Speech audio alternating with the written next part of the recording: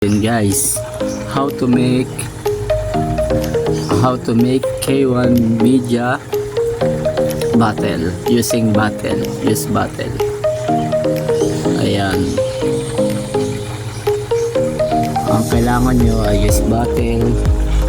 Maganda yung curve, yung pinaka ilalim nya yan. Tapos kailangan nyo din ng K1 media, tapos yung aerator, itong ano na to, top filter. For bottle holder, kailangan nyo rin ng yung rubber niya para kumapit yung bottle. Yan, yung itim,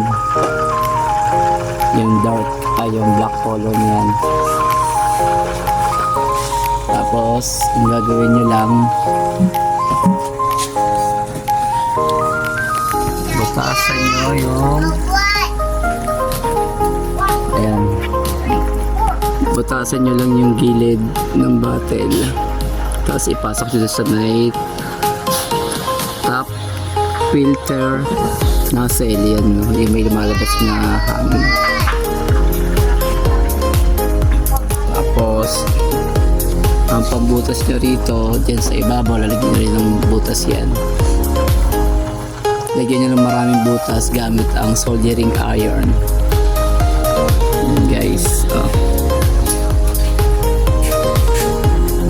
palit ng isda.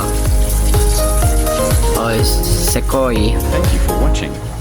Bye, smiley face.